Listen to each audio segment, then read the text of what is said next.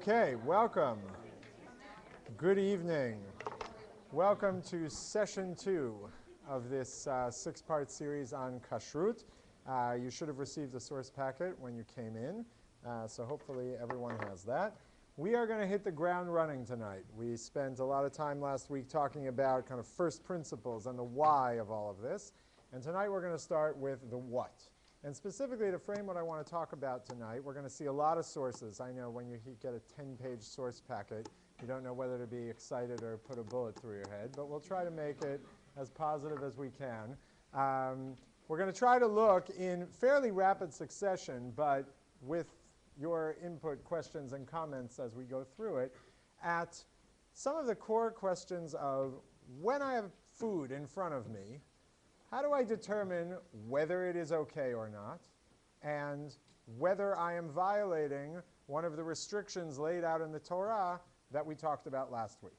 And I want to start with a very basic point, which we take for granted but is non-obvious. The Torah can tell you don't eat X. And that does not tell you everything you need to know about what it means to avoid X. When it says don't eat camel, does that mean don't go up to a camel that is standing there and eat it and nothing else?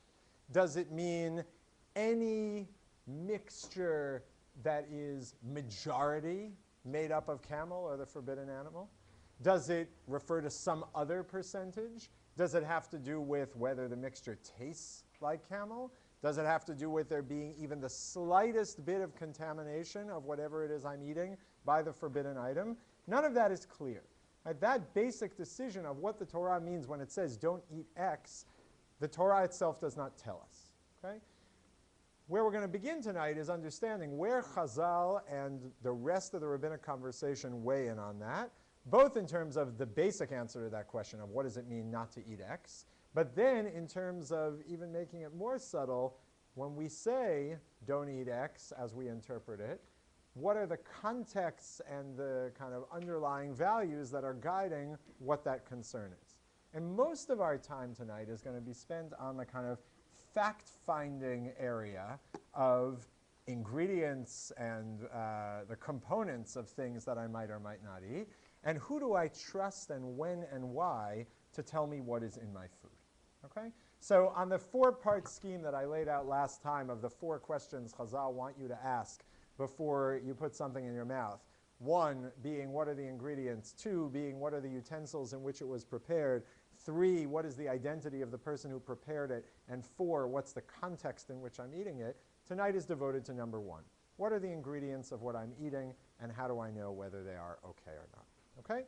So we're going to begin with the Sifrei B'Midbar, the core text that lays out the rabbinic position on what it means when the Torah says don't eat something. Okay? And it begins from a surprising passage, we wouldn't necessarily expect to begin, from the laws of the Nazir. The person who voluntarily takes upon themselves all kinds of restrictions, including restrictions on wine. And in the context of laying out the restriction on wine, the Torah says that among the things the Nazir cannot eat is V'chol mishrat anavim lo yishteh.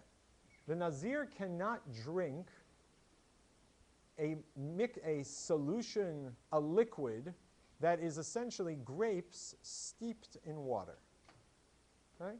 The Nazir can't eat grapes, but the Nazir cannot even eat grapes that are steeped in water. On this, the Sifrei says, okay? Essentially, why do we go into this category? Harei kvar ne'emar, mi yayin v'shechar yazir, chometz yayin v'chometz shechar lo yishteh. We already said, don't drink wine. Don't drink vinegar made from wine. What is the category of mishrat anavim, this steeped grape mixture, contribute? What is distinctive about this? Water is not forbidden to the Nazir. But if I steep grapes in water, the water absorbs the flavor of the grapes. And yet the Torah forbids the Nazir to drink this water, which contains nothing more than the leached out flavor of the grapes that were steeped in it. From here we can extrapolate to every other category of forbidden food. And in a long-winded way, what the Sifrei basically does from this point on is to say the Nazir is in many different ways one of the least severe restrictions in the Torah. It's voluntarily imposed. It doesn't last forever. There's all sorts of ways in which it is much less serious than other categories. And nonetheless, we don't say don't eat the grapes, but it's okay to eat things that taste like the grapes. If that's true of the Nazir, all the more so is it true of everything the Torah has forbidden. And from this, the Sifrei concludes that as rabbinic Jews, when we hear the Torah say, don't eat pig, don't eat camel, etc., what we mean is don't eat anything that tastes like that. And from here we get the standard principle of ta'am ki ikar, a mixture that has the flavor of one of the original forbidden items is like eating that item itself. Right? Now this already sets it up that for these restrictions, there's very much an emphasis on the kind of experiential end of things, which is to say it's not just about there being some factual verification that some infinitesimal amount of the food got into my food. That is to say, it works very differently from the laws of Tumah and Tahara, where basic contact can communicate impurity. I have to, on some level, when I'm eating the food, experience the Isur, the thing that is forbidden, and that is the threshold that defines it. Okay? So that is the big picture of how we're going to decide in general whether something is forbidden or not. Okay?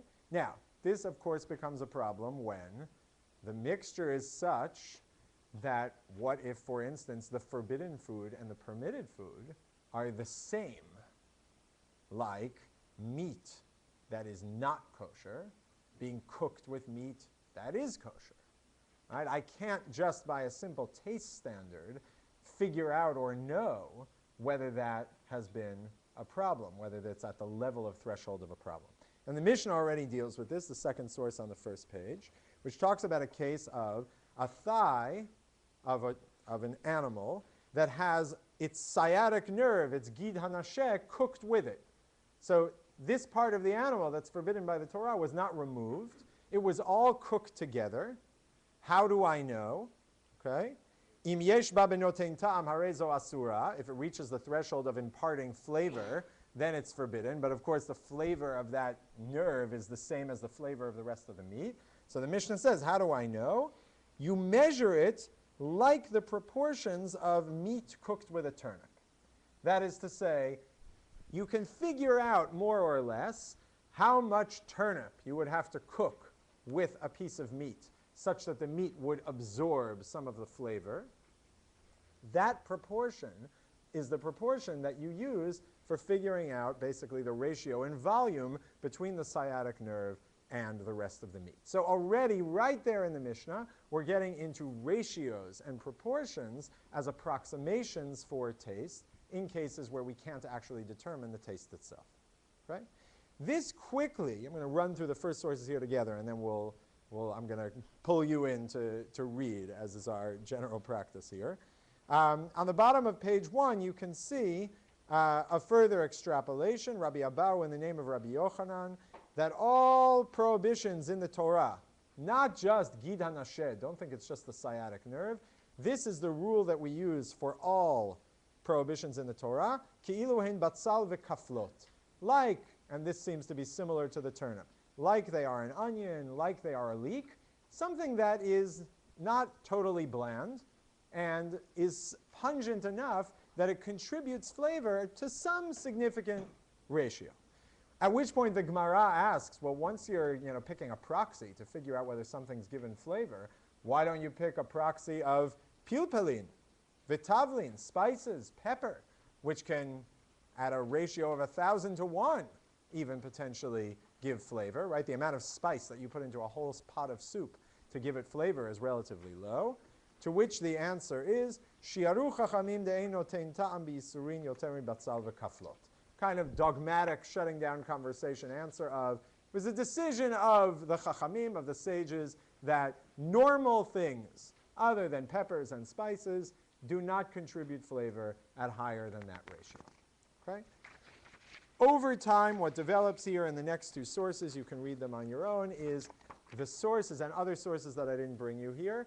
That notion of looking for an abstract ratio converges onto specific numbers. 100 to 1 is one ratio that becomes very popular, and increasingly over time, the ratio of 60 to 1 becomes the most popular, until the Gemara in the Talmud Bavli says that the 60 to 1 ratio is used for all biblical prohibitions. Okay, and so the idea of bitul b'shishim, a 60 to 1 ratio, when you have to make a measurement, okay, because there's no way to detect the forbidden food, you use a 60 to 1 ratio. Rashi reminds us something very important, which is that, of course, if for some reason the forbidden item has contributed flavor to the mixture that I'm eating, even if it's under the 60 to 1 threshold, I still can't eat it. Right? Rashi reminds us that these approximations fundamentally are approximations for a standard that remains real, which is the standard of ta'am. The idea that what is fundamentally forbidden is to taste the forbidden item. If that ta'am has disappeared, then it is fine. And if I'm using a ratio that approximates that ta'am, that is also fine. But of course, were the flavor to be present, that would be of central concern. All right? So that lays the groundwork for what this conversation is basically going to look like. And now we're going to look at one major and important exception and qualification of that rule. Okay? Anything on that first piece, just to make sure that's clear, the standard of ta'am? Yeah? Doesn't it assume that you know what the forbidden flavor tastes like? Okay, good. So we'll get, did you get sources when you came in? Or? We've checked in. Fantastic. You're being taken care of. Yes. Fantastic. Good. Yes, and that goes to the question of who is doing this tasting, which we haven't said anything about yet, and we will get to.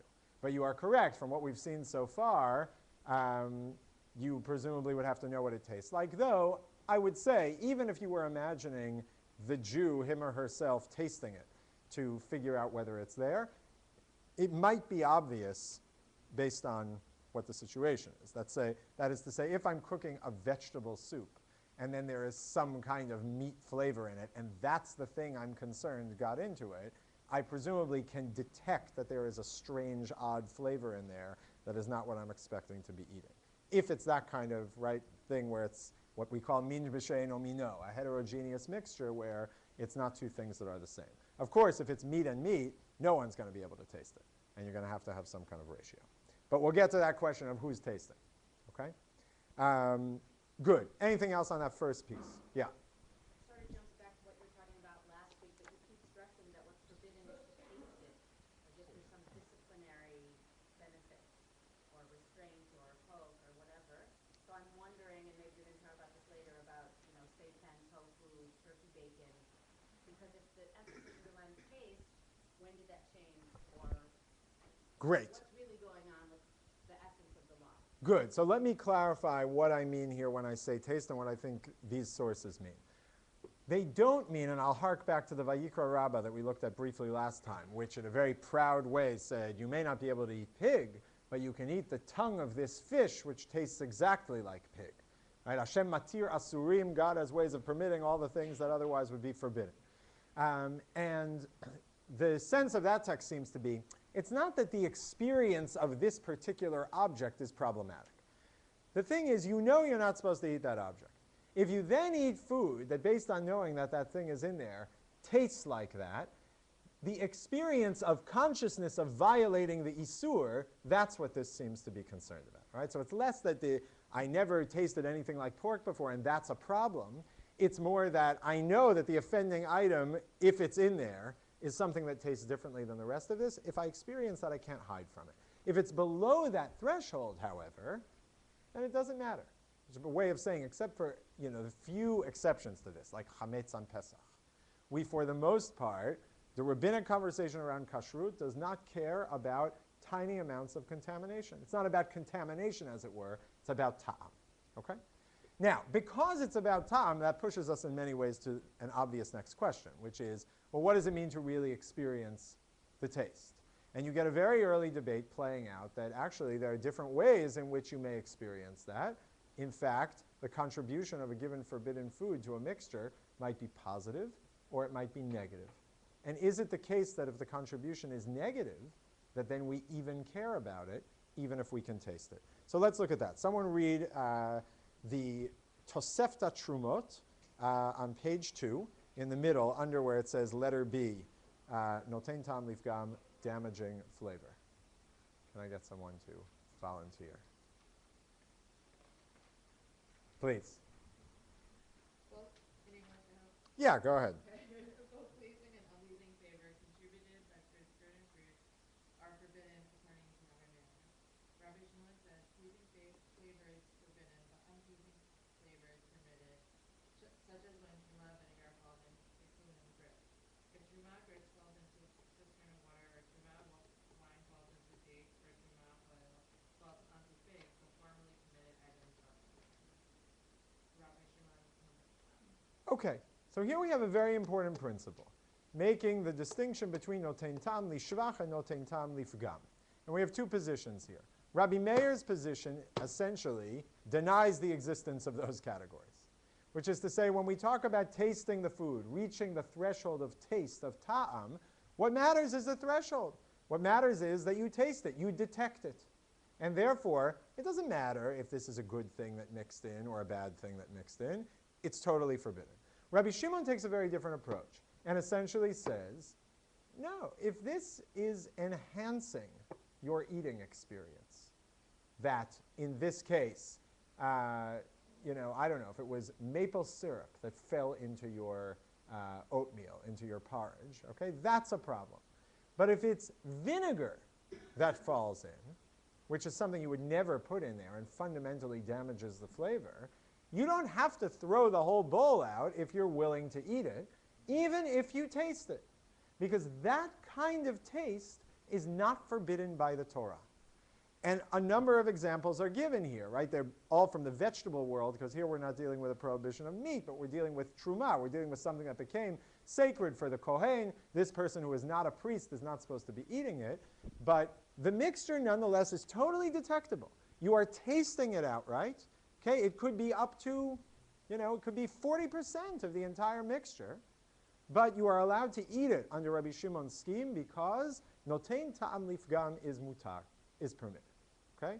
Now this is often, to people who haven't heard this concept before, very surprising. But it shouldn't be if you think about ta'am as a category that is not just a mathematical threshold, but getting at some kind of experience.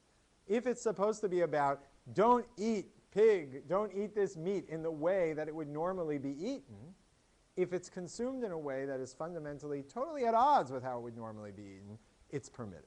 And in the history of this debate, Rabbi Shimon's position prevails. Already in the Mishnah, it becomes dominant, but throughout, all the poskim and all subsequent halacha assumes that we follow Rabbi Shimon's position. Yeah? How do you know that this would still apply with food that these can never be cooked? Good. So you could read Rabbi Shimon. If all I had was this text, you could say, but these are non-taboo items. These are items that fundamentally appear in forms that are permitted, like the olive oil could be not truma, et cetera, et cetera. And that is a plausible path that this could have taken. It doesn't take that path, right? Everyone assumes this extends. And I think the reason they assume it extends is because the logic behind it doesn't seem to have anything to do with whether the item is taboo or not. Though that's a reasonable kind of legal cabining off of that case, if what I'm fundamentally saying is in the act of tasting this, I'm not getting any pleasure or benefit from it, that applies across the board. So it's like you could have said something like that, and you could imagine that maybe Rabbi Shimon himself, the man, would only have said that in this local case. But no one else assumes that. Turn the page to page 3, you'll see.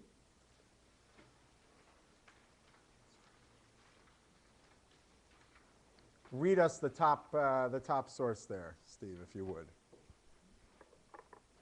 Of Seder Rav Sheshet, or Amar Rav Sheshet.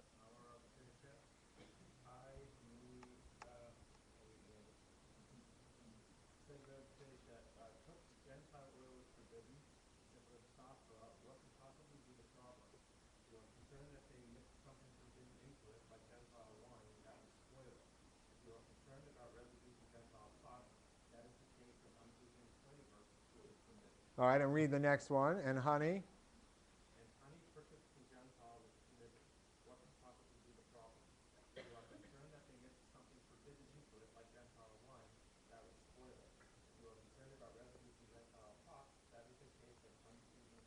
And now just read the Rambam, who will codify both of these cases, and he'll fill out the picture. Gentile oil is permitted, and even if it is cooked, it is permitted and it is not forbidden, on account of the forbidden residue of Gentile pot, because meat damages the flavor of oil and spoils it. Similarly, Gentile honey that was cooked and used to make sweets is permitted for this reason. Okay, so this is the principle of noten tam livgam played out more broadly. What am I concerned about? I'm concerned in the case of the oil and the honey that it's been prepared in a pot that was used to prepare meat that's forbidden to me. Says the Gemara, and the Rambam codifies it here very neatly, but you wouldn't forbid in that case, because even if there was some contribution of flavor to the honey or the oil in the present case, it would be a damaging negative influence. No one wants a little bit of taste of hot dog in their honey. No one even wants in their pure olive oil a little bit of a taste of meat.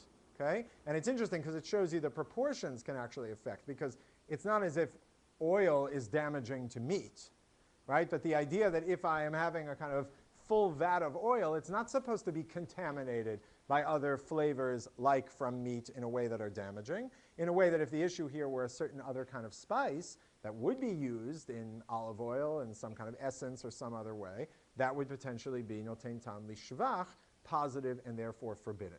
But the principle here is when you're even thinking about ta'am, okay, even when you clear the ta'am flavor threshold, you have to ask yourself, is it a positive or a negative contribution? Yeah, Zahar.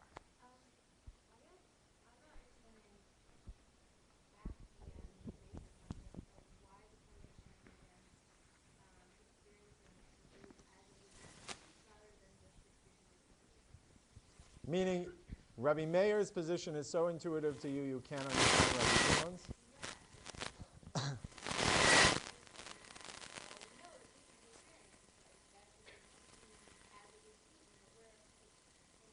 Okay, well, I'm getting it from Rabbi Shimon, and that's where everyone gets it. The question is, what is that about? Does someone want to take a crack? Someone who feels they intuitively get Rabbi Shimon want to try to articulate what is that view about? Why does noten tam lifgam mutar make sense? To say, yeah, you can taste it, but it tastes horrible. Yeah. From my point of view, it's not something that we're going to want to come to with. If you're eating something that has a flavor of something else, but it tastes terrible, I'm not going to, like, if, I have a little pig selling this, whatever it is, but it's spoiled or something, I'm not going to want to eat more pig because of that. I'm not going to want to keep trying to create this taboo by saying how to eat more pig because it tastes horrible in the same way. All right, so one way of thinking of it is a sort of future-oriented frame, which is that the whole reason I forbid ta'am in the first place, you could say, is for fear that I will become attached to the isur, to the forbidden item, and therefore, if it's a situation where I won't get that benefit, I'm not worried. All right, that's a kind of derivative way of thinking about it. Yeah?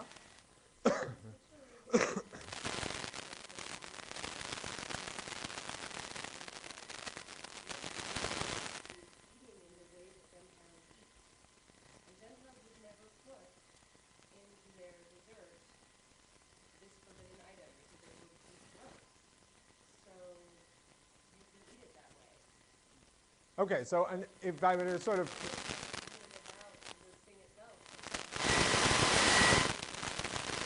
Great, so when we say don't eat pig, and I think we could even go one level up from what we're saying. When we say don't eat pig, we don't just mean don't eat anything that is contaminated. We mean don't eat pig the way people eat pig. And in that sense, if you are eating it in a context where this is simply not the way at all that anyone would ever actively do it, you're simply not running afoul of it. So, I mean, you could think about it more, but what is definite, what you are picking up on is Rabbi Meir and Rabbi Shimon are not just should I be lenient or should I not be lenient. These are two very different ways of conceiving what even the essence of ta'am is about. Right? What's interesting is you see they are both. I'll say it to you in other ways. Maybe I'm not going on record for saying this is definitely what Rabbi Meir means, but just as a way of playing it out. You could also imagine Rabbi Meir being a person. Like I could say the reverse. Rabbi Shimon's position is much more reasonable, which is to say, it's about ta'am. Talk to me about the ta'am that people actually taste and get into. Rabbi Meir, you could say, is a person who doesn't really think in terms of ta'am, caught in a ta'am culture. Right? Which is to say, he's inherited the Sifrei and all those who have come before him, who have already sided with the paradigm of ta'am. But Rabbi Meir maybe is a little more of a tumatara kind of guy in terms of thinking about this. And he's thinking, oh my God, as by the way are many of us, oh my God, that stuff touched my food, right? He can't run roughshod over the standard that's been adopted, but he can say, you know what, I don't care what your experience of it is. If you know it's there, but whether you play it out that way or another way, it's two very different ways. It's important to know the two.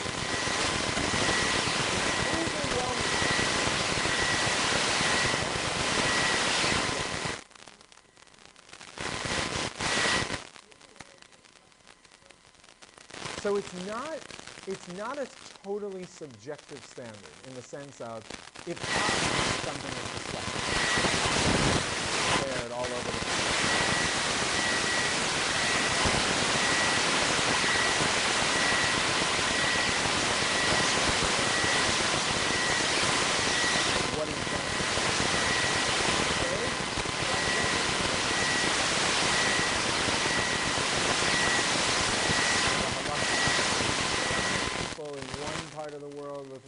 Cuisine that might come out more in one direction. So it's somewhere in the middle, but it's not as easy. Okay. Good. So the Shulchan Aruch, just so you see, kind of very practical application of this ruling. So on the bottom of page 3, this is a section that's talking all about wine, beer, other kinds of beverages. Okay. It says all of those drinks cannot be purchased from Gentiles if they are more expensive than wine, because then we are afraid that the Gentile has mixed wine into them. So you can't just go and buy a beer because it may have been adulterated with wine. When is that so? When they sell the drinks in the store. But if you see the Gentiles taking them directly out of their barrel, then they're permitted, and we're not concerned about the possibility that they mixed wine in. Since were they to mix wine in with the liquid in the barrel, it would spoil. All right? This is getting to the case law that we're going to get to soon. But this is now the important piece of what the Ramah does here. Note, this is true despite the fact that the Gentiles have the practice of greasing their pots and containers with lard. Okay? The barrels that they sell the beer out of, they grease them with lard, which is a way of basically sealing the barrel so that things don't go out and to plug up all the holes. Even though the beer is in a barrel whose sides are greased with lard, you don't have to worry. And when it's permitted to buy the beer, you can buy it. Why? Because of noten tam lifgam. And then, moreover, it's probably batel b'shishim. The amount that crept in is probably underneath the threshold. But you see here, the Ramah and the Shulchan Aruch, before he even gets to that, is willing to say outright, doesn't matter. The beer is touching lard. But lard in beer is gross. It's obviously not gross enough that you wouldn't put it in a barrel that's smeared with lard. But this gives you a sense of sort of where it inhabits on that spectrum. It's not as if it has to be at the level of this is radioactive, toxic, you would never allow the two things to touch. But it means no one ever, when they order a beer says, can I have a little container of lard to sprinkle that in, right? And given that, it is confirmation that it's noten tam lifgam, and there's no problem. Even without the proper ratio. That's the very important thing to remember here. Noten tam lifgam operates even when the tam threshold has been passed. Yeah.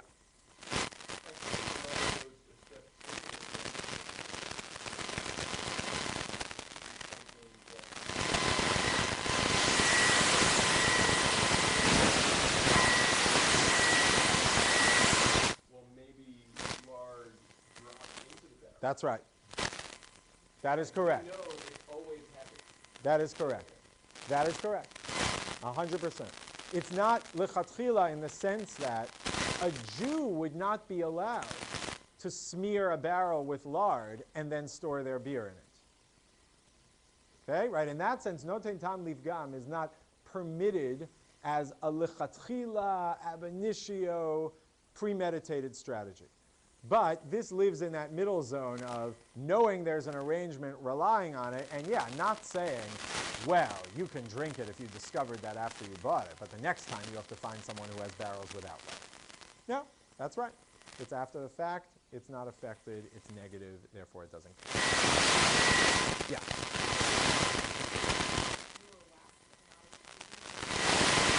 So he doesn't really say that. There's another place in the Shulchan Aruch stored in there. It's a lot of lard. And there, the Rivash actually articulates. It's not lard there. It's potato. Okay, it's the forbidden fat. Okay, there it is. He says teva hayayin livroach me'achelev. The two of those naturally repel each other, like oil and water. Okay, and just like oil and water, you can have them right in the same container, and they won't mix at all. You don't have to worry about them touching. It doesn't necessarily work for every kind of drink. Those types of factors could come up in other places, but here he's saying just something much more simple, which is it's nothing tam gum. It doesn't affect it because it's a damaging thing. Okay? That gives a basic sense. That completes our first kind of basic tour of what are we looking for when we're even trying to detect. Are we at some ratio that's problematic? Is there flavor? Is there ratio that's approximate?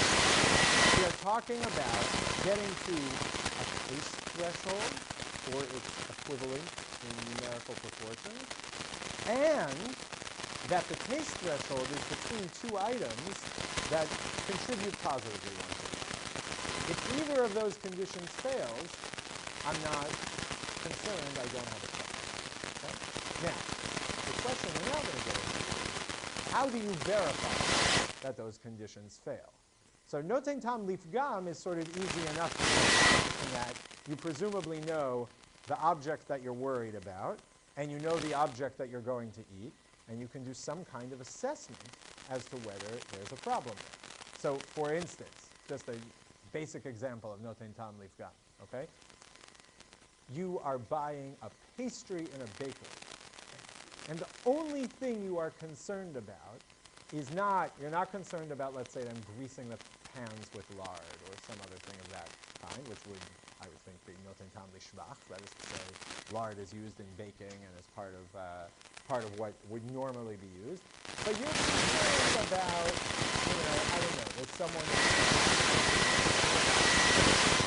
is eating there, or there's some ham that might be baking in the oven at the same time, right? To the extent that that was your concern, and you came to the conclusion, following basically, let's say, honey or sweets are affected negatively by the presence of meat, ipso facto, you know you don't have a problem.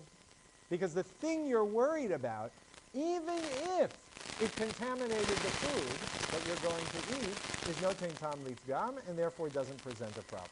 And you don't even have to start getting into the question of ratios. When you're dealing with ratios, it's more complicated. Because then the question is going to be who's going to taste it? If I'm measuring it, how am I measuring it? And in particular, where we'll end up by the end of the shiur tonight is in our increasingly, in our basically totally industrialized food production culture, where we get all kinds of food coming in with all kinds of claims or lack thereof from all kinds of different people. Who do you trust regarding this? To know whether something is in there or not and what threshold it means or not. Okay? So that's what we're going to turn to now. So we're in Roman numeral 2 on page 4, and we're going to read first the fourth sugya here that talks about being confronted with a situation of a mixture and not knowing what is going on with the ratios, and how do I cope with that? And you will see in the varying ways that this sugya is, all kinds of different principles are going to emerge as to how I gather information, and then our job will be to go back to those one by one and unpack them. All right, so can I have a volunteer to read Talmud Bavli, Chulin, Sari Zayin Amud Aleph, 97a on page 4.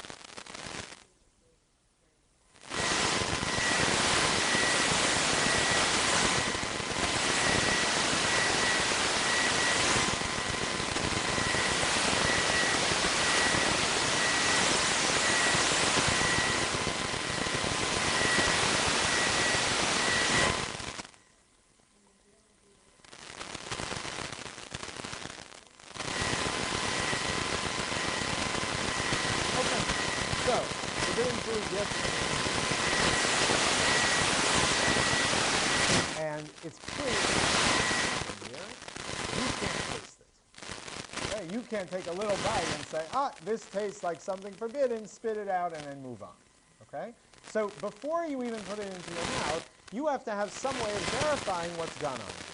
And Rabbi Yochanan, in the case that he's confronted with, says, let the non-Jewish tavern keeper taste it. We will get to the identity of this tavern keeper in a minute and what's their role, but there's some non-Jewish figure who's asked to do this. Okay? And Rava then says, this really helps me because there was this text that I didn't understand. How are you supposed to figure out whether meat cooked in a milk pot has a flavor of dairy in it? You're not allowed to taste it, are you? And now he says, now I realize you go and ask your local non-Jewish neighbor to taste it for you, and that's how you figure it out. If it's the kind of thing where there is a Jew who could taste it, like when it's truma, which a kohen is allowed to eat, just other people are not, so then you can bring it to the kohen and ask the kohen to taste it, and that person will be your check. And then Rabbah concludes the sugya by saying, now I see there's three ways of figuring out what's in a mixture. If it's min b'she'eno mino, it's heterogeneous, you can taste the offending item. Either a Jewish kohen tastes it, if that's appropriate, or if you can't do either of those because it's homogeneous, or you don't have access to someone to taste it, then you follow the ratio. So the picture you get from the sugya also here is quite clearly that the ratio is the approximation that you use when you don't have other means at your disposal. The normal thing you're supposed to do when milk falls into your chicken soup is to ask your Gentile neighbor to taste it.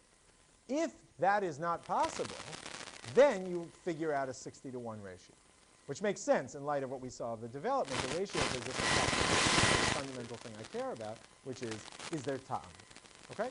So this is the core case, and now we're going to see different ways of understanding what went on here. Okay? Tasting versus measuring, who and under what circumstances. Okay? So we're going to get 3 minutes, well, 4 minutes, and we'll see how they play out and learn some interesting things along the way. Okay? So the Rambam is very straightforward. He says, in the case of basar b'chalav, meat with milk, or any other kind of prohibition, a Gentile tastes the mixture and we rely on him. If he says there's no forbidden flavor, everything is permitted, and if no Gentile is available, then we follow the approximation ratios. Okay? According to the Rambam, it's just your non-Jewish neighbor, nothing stipulated. You essentially, it seems like, go up to that person and say, this milk just fell into my pot. You know I keep kosher. I need to know if it tastes a little bit dairy. Can you please take a taste of this and tell me the answer? And based on the answer, sorry? And don't play a joke on me. And don't play a joke on me. No, this is very important. The level of trust here is quite striking. Okay? The level of trust is quite striking. You go to someone, they seem to know everything that's going on. You ask them a point-blank question, and you assume they will give you an answer, and you eat it, and this is to underscore your point. If they're wrong, you have violated a biblical prohibition. Right? Because if it does taste like the offending item, that's what Chazal understand the Torah to have forbidden. Right? So the Rambam has a very high level of trust, very low threshold. How does he read the tavern keeper in the Gemara? Just who happens to be nearby. The person nearby happened to be a tavern keeper, so it's described. The kapela is just described as the person who's next door. Yeah. All of these things Meaning what? are they not like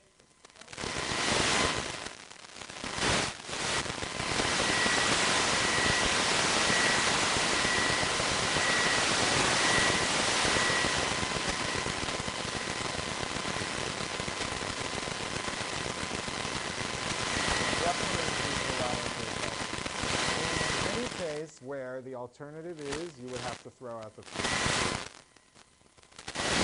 Covers all. capsule, you know that there's some pot of mixing, but it doesn't give flavor, it's still okay?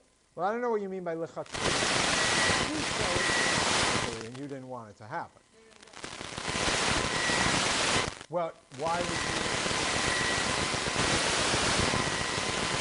You mean am I allowed to say, in order to use that pot, I see what you're saying. In order to use that pot, can I go ahead and do this and then ask the Gentile, can you just verify for me, is it okay? No, it's not including that. It's not including that. But that's the plus.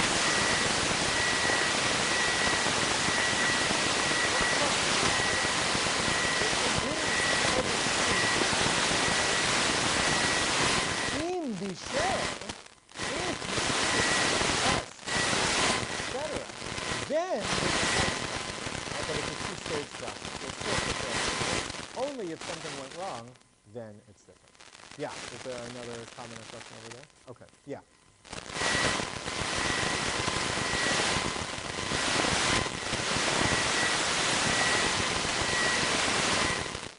No, so this goes back to Rashi at the very first thing, which is, the ratios and all that are very nice. But if at the end of the day you taste it, you're not allowed to eat it. Now, it depends, how often is that going to happen, and is it like I'm hallucinating it, et cetera, et cetera. But to the extent that, obviously some people are more sensitive than others. That's a whole discussion in the Rishonim. Do you have to worry about that? But for the most part, you don't have to worry about that. But if you're ever in a situation where you're tasting something, the formal reality that you were permitted to eat it doesn't trump that. Okay? Which makes sense, again, if we're not just playing some game, but actually trying to get to wanting to avoid eating the taste of this forbidden item. Okay? Yeah.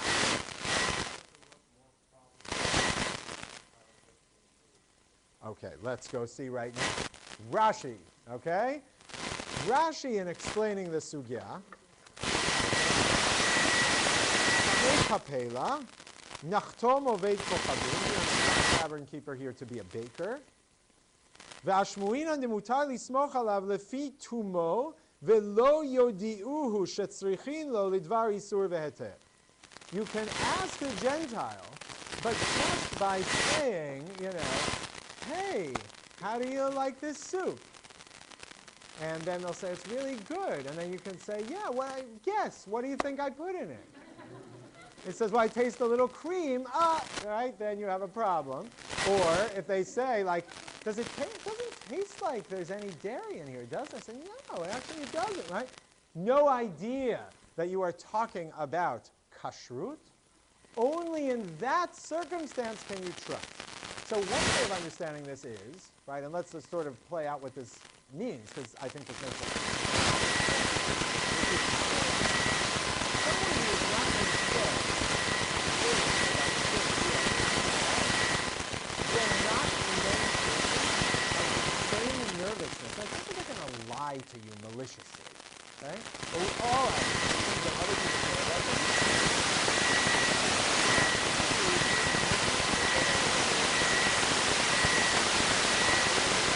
Even what you're getting at. You ask them, I need to know if it's okay. And they think they're being nice, and they'll say, no. And then actually you eat it and you taste it, right? So Rashi is only permitting to extract information when it comes by the by unconsciously. That's another way you see one step of information. The Rambam is saying, ask straight up. There's no restrictions on it. Rashi is nervous about that, and his way of understanding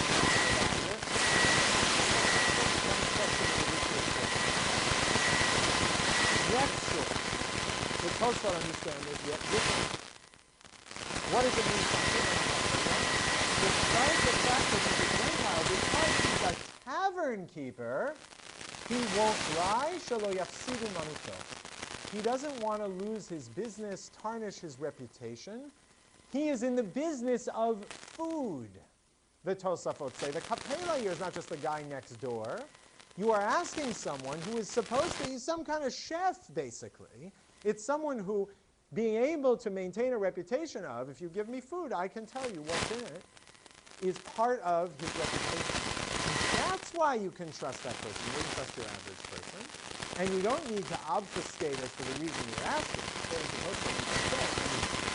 But that person's reputation is on the line, so therefore their incentive structure is different based on who they are. But a much more restrictive category, though a potentially powerful category. So that's yet another way of thinking about it. Those are the three main ways of reading the sugya. Either there's outright trust, you have to get the information in a certain kind of unconscious way, or we're dealing with a person who has a certain reputation. Response to all of this, which is to take lot of you were wondering, that's really interesting. I never heard of anyone doing this, right? The reason is because it's better not to rely on that. Just always use the kind of the Shulchan Aruch. We'll skip to the rest of this section, but the Shulchan Aruch follows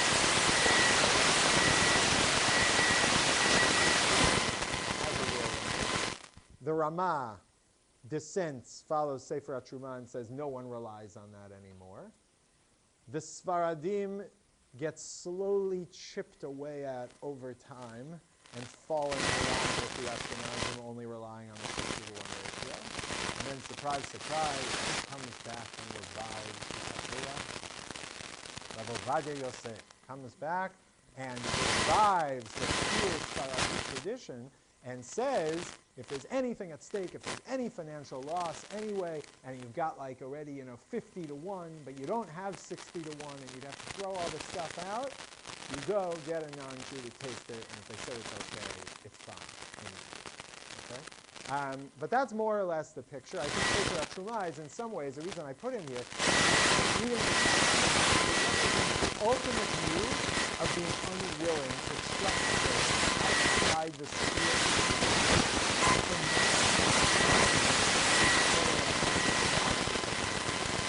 And that spectrum of how much we give credence to the outside world and the data that's out there in assuring us that our food is okay is sort of what lays the groundwork. So anything on this before we move into different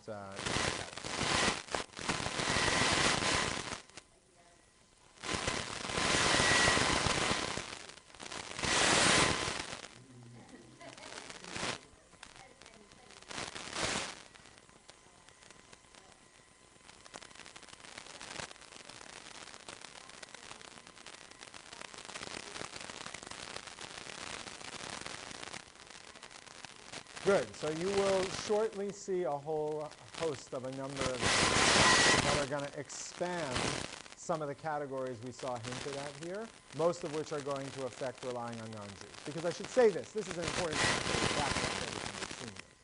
As a general matter, the whole among the Isurim, which means a single Jew who is observant, trustworthy, etc.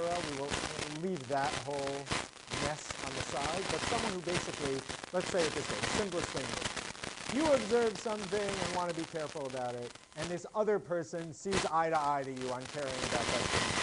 Okay? That person is totally trustworthy, up or down, to tell you what's going on. So meaning, just as like a basic distinction, okay? And a Jew whose observance, assessment of Torah, etc., you feel in sync with, okay? They give you a piece of meat where you never saw the cow, never saw the knife, never saw anything. You have no way of verifying. It shows up in shrink wrap on your supermarket shelf, right? The idea, when you think about that, it's sort of unbelievable that you eat that. Really, like you know nothing about the chain of where that came from. But because there's like a star or a U inside an O, etc., what you are tracing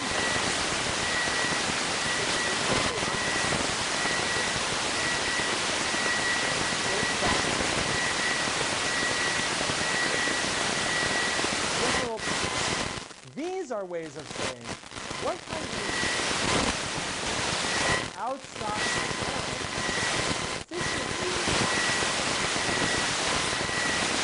is someone basically testifying to you that, yeah, this is what we don't want. Yeah, Daniel, did you have a... Yeah.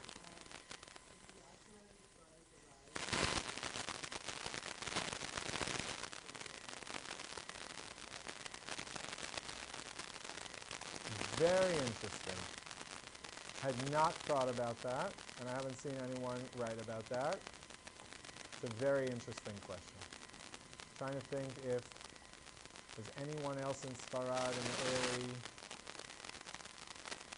Yeah. I don't know. It's interesting.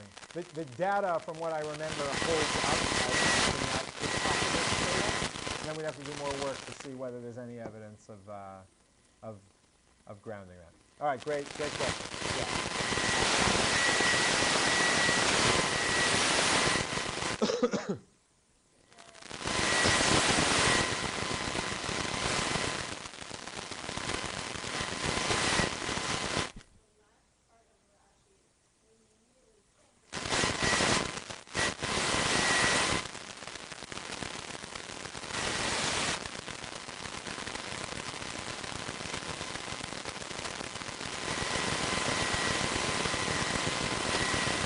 In the Rashi, where do you see the language of kind of malicious destruction?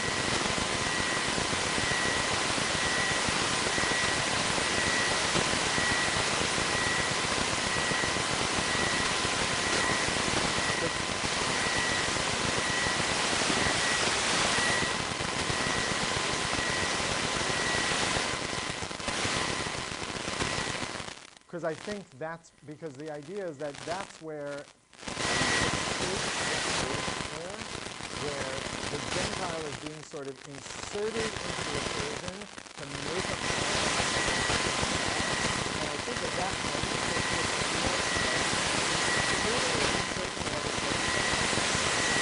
no longer just inviting that for me. And I'm not saying it doesn't include a concern that they might lie and they might do something malicious, but I don't think it's limited to that. Okay? I don't think it's only in that case, such that, point being this, I don't think that yeah, but like with your best friend who takes care of your kids, it's fine. Okay? I don't think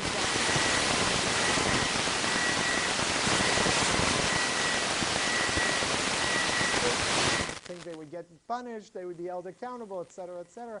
They're working with a different frame. It's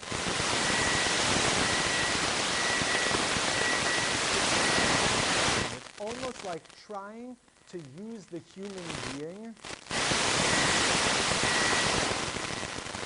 Right? You're not asking for the person's judgment. You just want them to report death.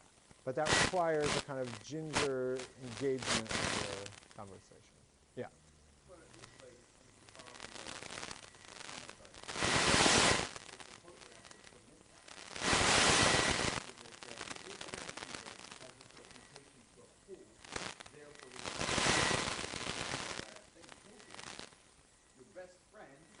Right.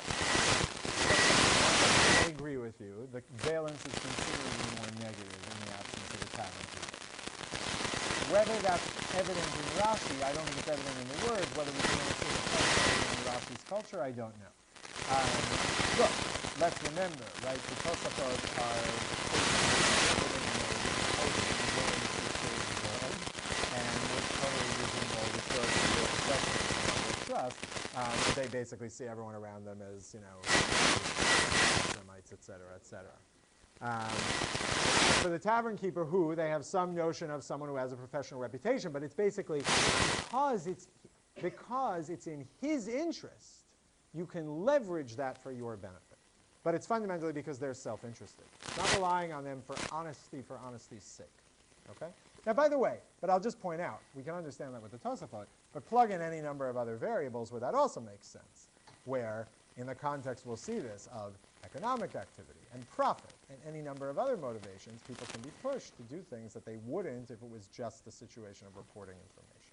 Okay, let's go a little further to see what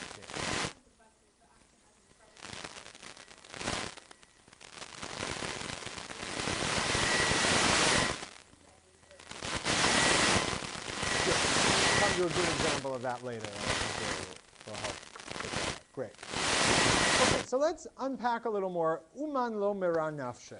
The idea of a professional reputation helping us understand what kind of information and data we accept. All right, so on the bottom of page 6, I'm sorry I didn't take this from the Ran originally. I took it from the Beit Yosef, but this is from Rav Nisim Gerondi, who is in the 14th century in Spain. Okay, so someone read on the bottom of page 6. have any ringers willing to volunteer? Go ahead.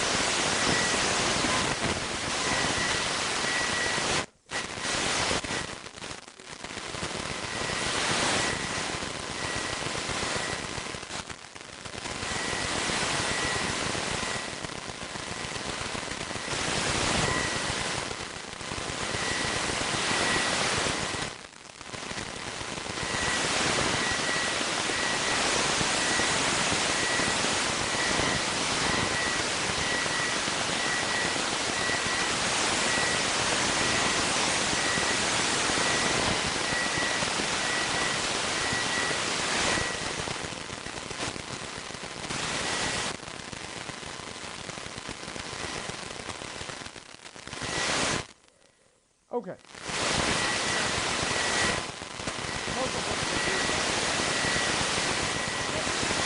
Right from the storehouse. It's really a place where they because the consignment, the barrel at the stand where you're going to buy it from, has been adulterated with vinegar. Why is it going to be adulterated with vinegar? Cheaper. Why do you adulterate it? It's much cheaper than a pound.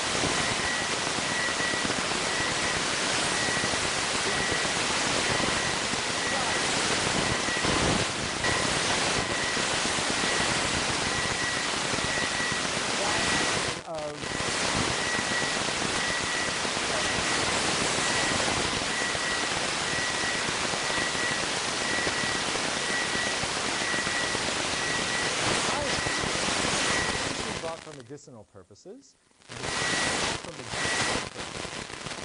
The seller's selling good drugs, as it were, is at risk if they adulterate. So if they adulterate the wine, they will ultimately lose.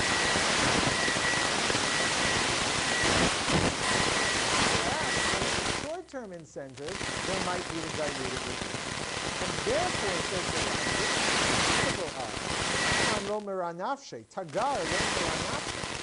even though we'll never be able to know whether the vinegar was really put in for sure, okay? And the idea here seems to be that it could creep up, right? It could be at the level of ratios that we would care about, but I might still not really be able to taste it, and the vinegar is astringent, and the pomegranate is astringent.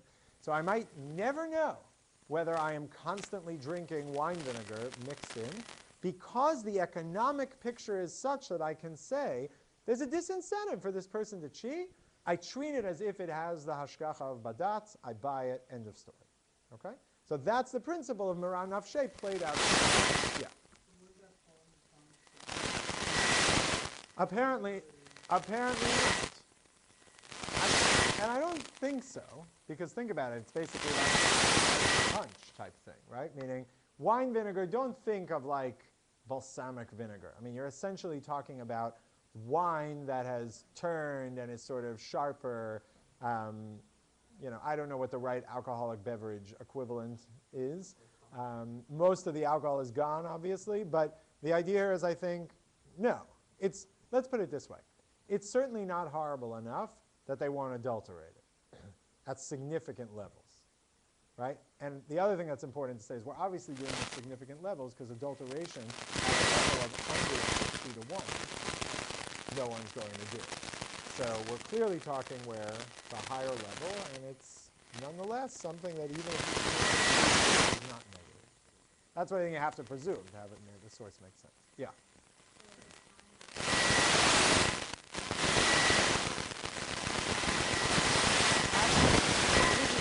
This is what we take away from the whole.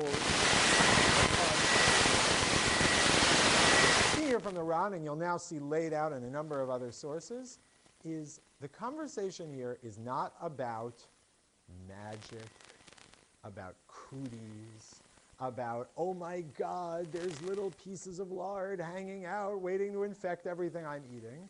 It is a conversation about information, reliability, and trust. And that is everything it's about, and it is about nothing more than that and nothing less than that. Right? So that means that as conditions or as practices change, yeah, some of the factors may change. Right? And we'll see that at the end with a couple of tshuvot of Rav Moshe Feinstein, where he very clearly articulates how the seemingly same situation with two totally different frameworks should produce two totally different kashrut responses. Okay? But the Ran here is saying basically, and by the way, in the Ran itself, right, and this is probably what you're referring to, he's basically saying in the place of the Tosfot, where there's no reputation on the line with pomegranate wine, it's probably forbidden to buy it. But here, so we'll see this whole lot of the other categories. Think about it, should be running through your head all the situations where you might feel, if I ask someone, they have something of their reputation on the line. Okay? I guess I'll throw out one example. Okay? And this is where the way you extract the information. Think about the difference between asking someone, I don't think so, is there an answer? As opposed to, I am a little is there an answer? In the former, the person has a frame of reference as, oh, shellfish, come on. Yeah, there's no shellfish in there, hand over the $20. Right? And the other one, oh my God, there's going to be a lawsuit, it's going to be a disaster, people are going to know that we don't take care of people with allergies, etc. That's right, there could be the same person. And the way you ask the question may affect whether uman lo mera nafshe is an effective category. But I want you to understand that it's a category that, when taken aside, is quite significant in terms of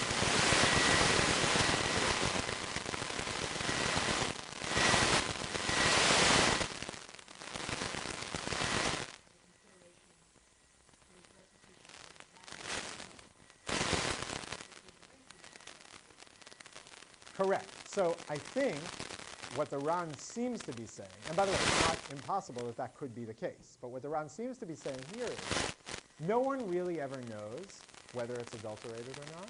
Okay, like think about, you hear about these scandals of adulteration of olive oil and, Italian olive oil and olive oil, and also there's a major, what was it, like a couple of years ago in the New York Times Magazine or somewhere, there's a major expose about all of this.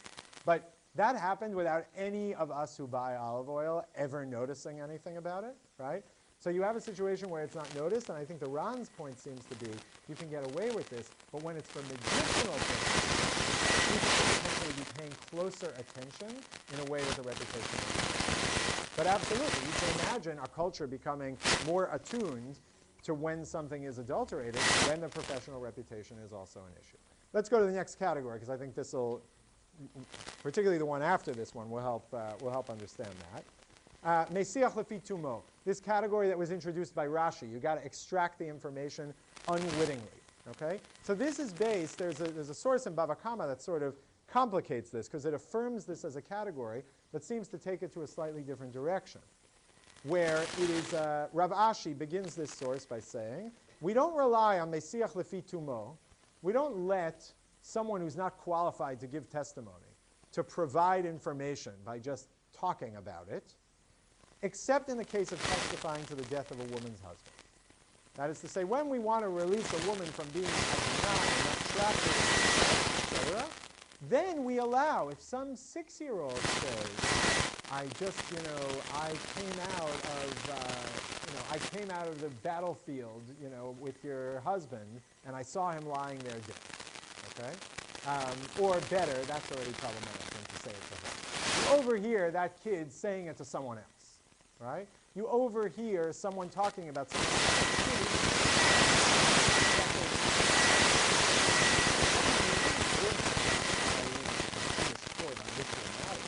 But there's no context there indicating that they're trying to give you the right answer. Okay? We only allow that sake in that case. Otherwise, we don't. And then Ravina offers a challenge of these.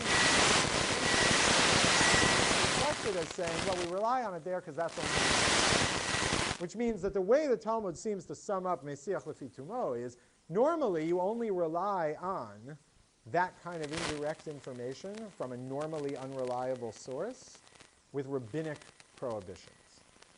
Biblical prohibitions you don't allow that for. Okay? So this raises the hackles of all sorts of people on the sugya that we talked about with Rabbi Yochanan and Rashi. How can you rely on the non-Jewish tavern people to tell you Mesiach lefi tumo?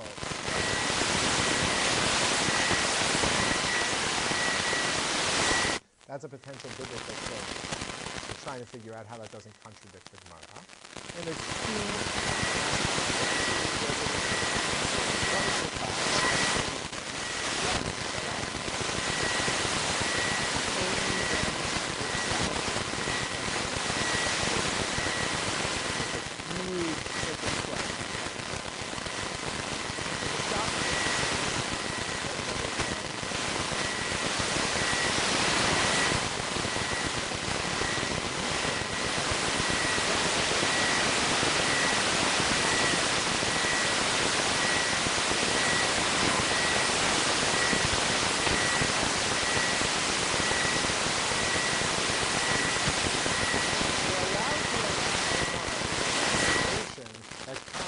innocently and unconsciously. You could extract the information. You could take it to Tosfot, who has a professional reputation. You don't have to bother doing that if someone else takes it and happens to me. It doesn't taste like anything troublesome. All right? But both of those you see, and this goes back to a number of you that were sort of surprised as to the relying on that kind of information. You see here there is a sort of constriction of that category, a discomfort with relying on information that just sort of comes in by the by with something you wouldn't normally put up there to give you that information. All right, but now let's look at the next category, which I think is really interesting, which is the opposite in some ways of the presumption of lying, which is situations where, why would you lie? Okay? So someone read Talmud Bavli Rosh on the bottom of page 7.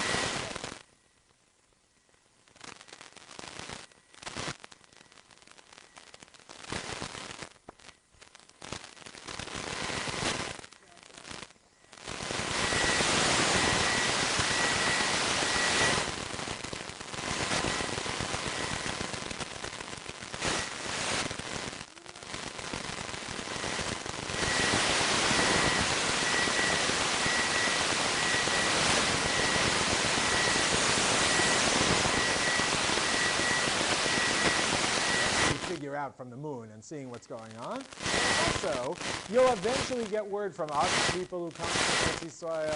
Hey, this is public. This is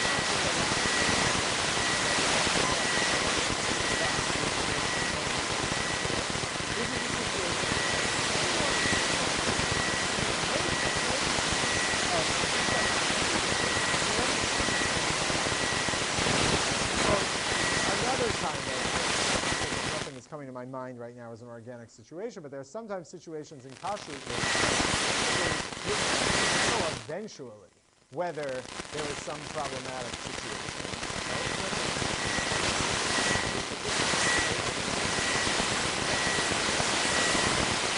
Until that information that response. Here it's obviously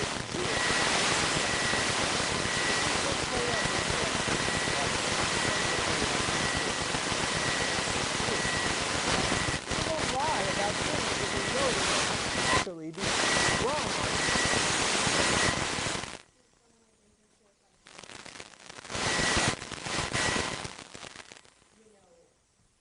Is this something that was kosher? Oh, well, someone wearing yarmulke just walked into me, and the cows that are people wearing yarmulke and kosher isn't that all wrapped up in that? So explain to me, how would that play out? Meaning the idea is that that person knows that eventually it will be found out that it's treif, so they wouldn't eat there unless they had verified it? Well, no, but if you're going to substitute the person wearing the yarmulke, right, walking into the Dunkin' Donuts, I mean, you put it in the negative context.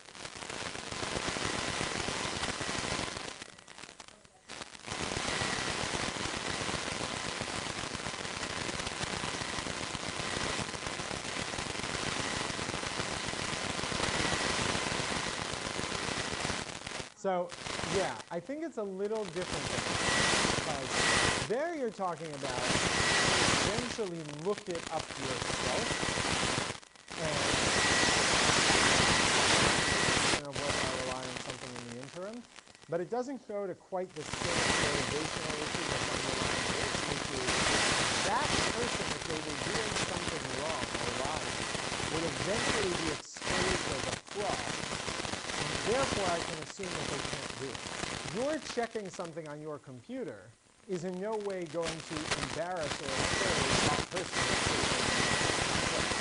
Now, if there was some kind of thing where, I don't know, every 10 days there was like an audit of all restaurants in the world, and then instead of just getting the A and B sticker of sanitation, it was like, are you really kosher for the last week or not?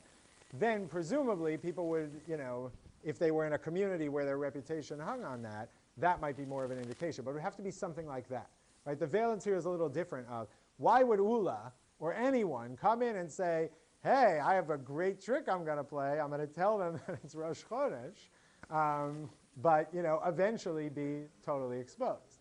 Now, of course, even as I say that, right, I mean, it's like depending on what the structure is, it might come out differently. I could imagine many of my friends in high school doing just that, because what do they care? It would be worth, right? It would be worth the tricking someone or embarrassing someone in the moment to later get paid off.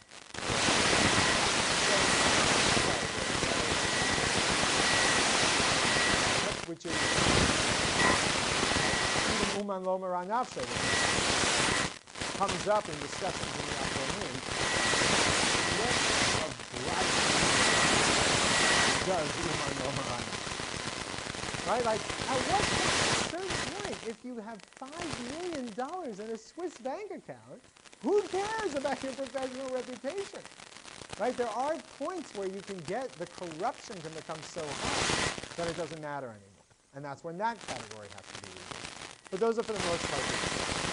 Right? Let's see the last little survey here at the end.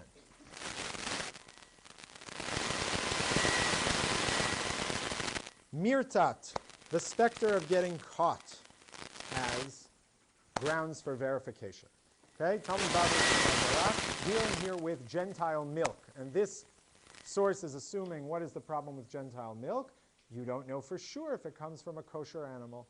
It could at least have a mixture of pig milk, camel milk. Camel milk certainly a reality in the ancient Near East, in the contemporary Near East in many areas. And those, right, milk that comes from a non-kosher animal is not kosher. How do you know when buying milk from a Gentile if it's okay? And the Mishnah's standard rule is that the milk of a Gentile can only be purchased if the Jew has seen the milk being milked. Okay? So in comes this case. Okay? Someone read this one for us. We teach the following Braita. Yeah. We teach the following Baraita. A Jew can sit near the flock of a Gentile, have the Gentile milk the animals, and bring him the milk without concern. What case are we discussing? If there is no forbidden animal,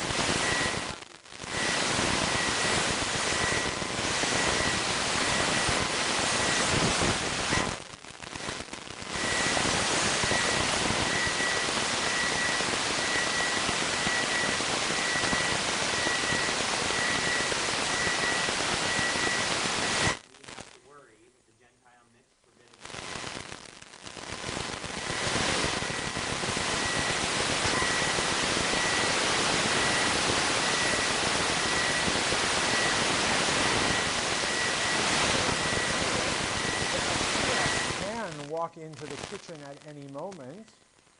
The mashgiach not being in the kitchen at every moment is therefore not to set that right? The basic idea of being able to come in and something like that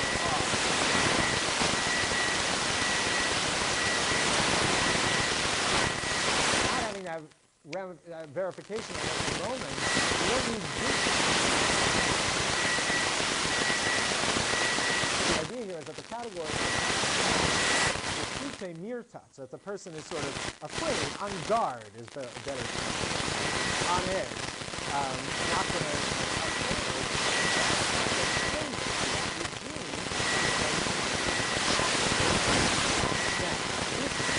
framework to say that you can buy all milk in the United States of America. Why? It is all regulated by the government. It is all inspected by governmental agents. It is all subject to massive fines if adulterated, right? We'll see this referred to in a minute. And because of that, Jews are watching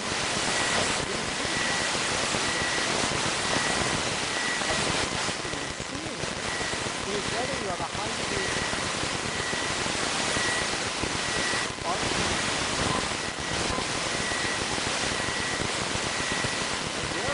it's a quite broad application, which is totally taken for granted. And the OU signs on to it, and it's just de rigueur that you're an outlier in America if you buy Chalav Yisrael that has specifically been monitored by Jews because of the expansion of this category to apply to the milk regulatory regime in this country. Okay, but it's also remind you, you go to a place, you go to India or other places where there's not the same regulation regime and there's not the same assumption about, cows being the only animals that milk can be taken from. You actually genuinely cannot rely on that. You don't know, right? And we're back into the information flow, and then who can you ask and who can you trust and all the categories we've been playing in. All right? One more category I want to say I think is really interesting, and I think a lot of us go back to Dina's comments about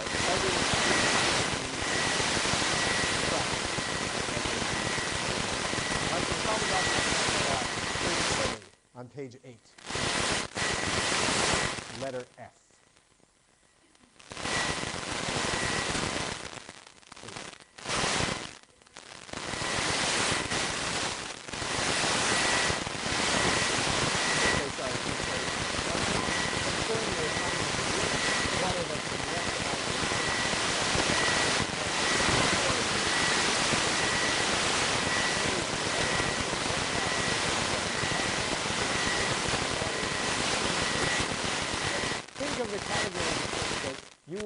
Just having left out overnight because you would be worried about other things of that sort. That's what my Meguli means.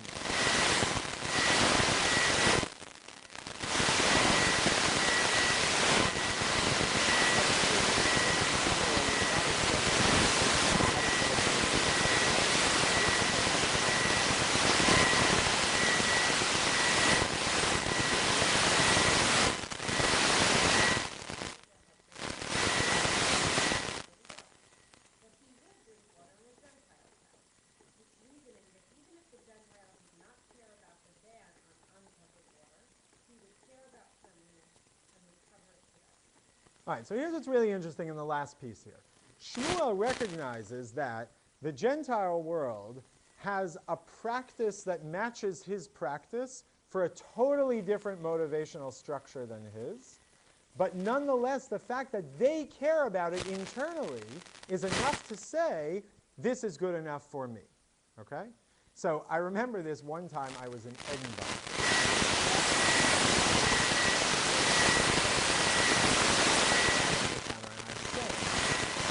Curious, are all of these wines vegetarian? Meaning no finely used animals, etc. And this was my he looked at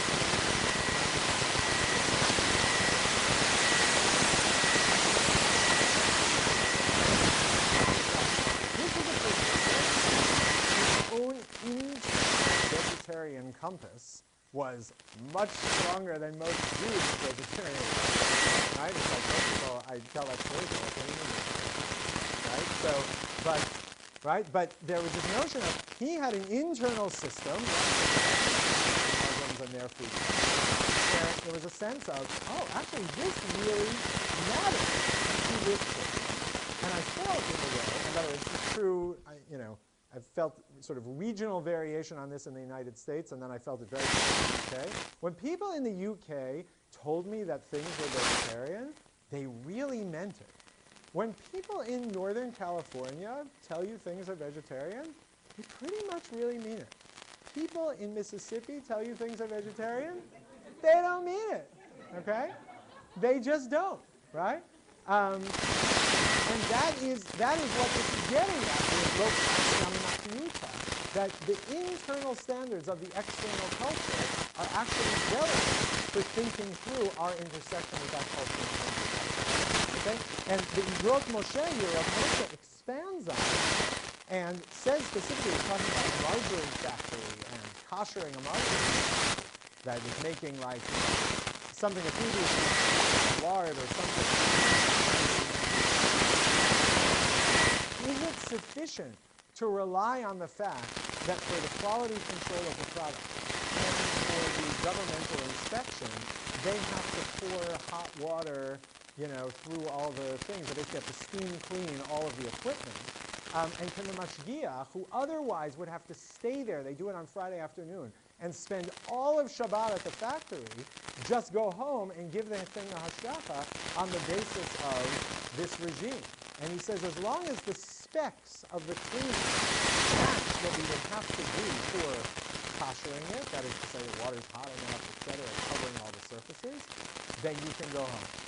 Because the regime that is in place is important for them internally for all of their they're not going to violate it. If a shmua relies on the kiruta, you can rely on that as well. All right? So that's another very important basis about the same things that we're caring about, and when are they not? And that having a significant difference for how we process it. All right, anything on this before we do a final little tour of Rav Moshe's final minutes? Yeah.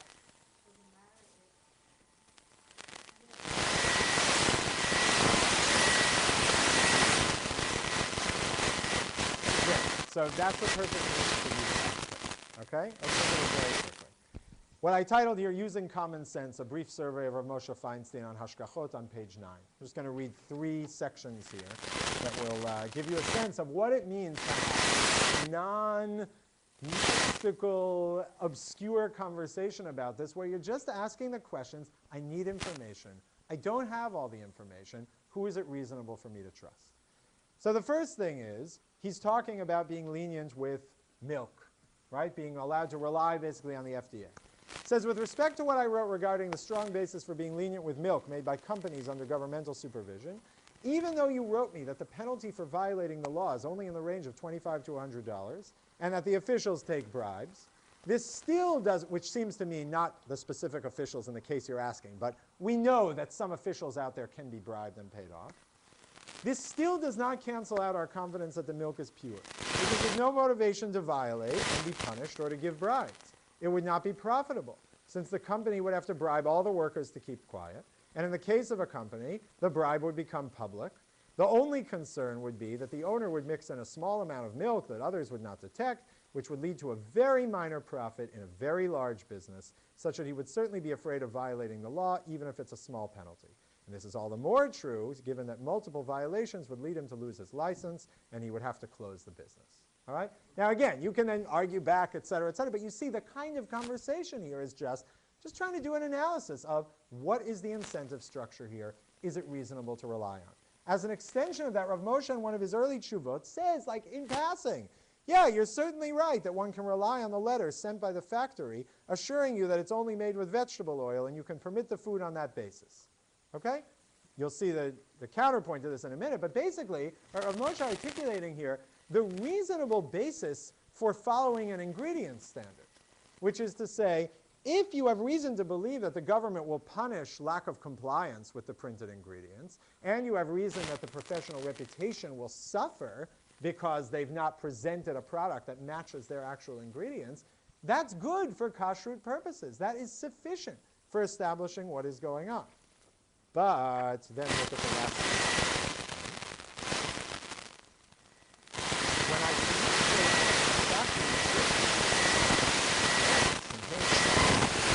on the principle that uman lomer anafshe, professional reputation, and on the principle that milta de avide leagluye lo ate de meshake, the principle that people don't lie about things that will eventually come to light, and on the principle that they're being afraid of being punished by the government, Yirtute Mirta, it's obvious that all of this only applies to factories that are close to cities where many Jews live, and where the mashgiach lives nearby and is aware of the kind of oil that they use.